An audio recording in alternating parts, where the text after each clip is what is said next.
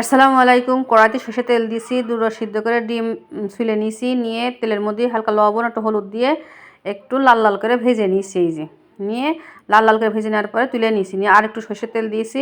সরষের তেলের তরকারি খুব সুন্দর লাগে, আর অল্পতে অনেক স্বাদ হয় তরকারি দিয়ে। বেশি করে পেঁয়াজ টমেটো দিয়ে একটু ভালো করে কষিয়ে নিছি।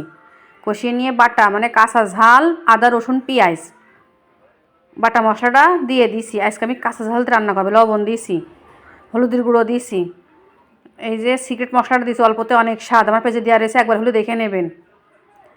দিয়ে ভালো করে কষাই নিয়ে এবার কুচো কুচো করে আলু কুটিছি, বিরিয়ানি আলুটা দিয়ে দিছি, না আলুটা 7 লাইনে একটু কষানোর পানি দিছি, দিয়ে ঢেকে দিছি।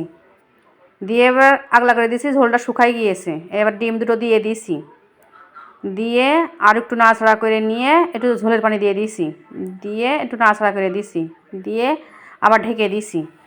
ঢেকে দিয়ে আগলা করে নিয়েছি, নিয়ে ধনেপাতা দিয়ে দিয়েছি নামানোর 5 মিনিট আগে। দিয়ে একটু নাড়াচাড়া করে নিয়ে 5 মিনিট মতন জ্বালিয়ে এই যে সুন্দর করে ঝোল গাঢ় হয়ে এসেছে, তখন নামাই নিয়েছি। আল্লাহ হাফেজ, সবাই ভালো থাকবেন, একবার হলেও ট্রাই করবেন।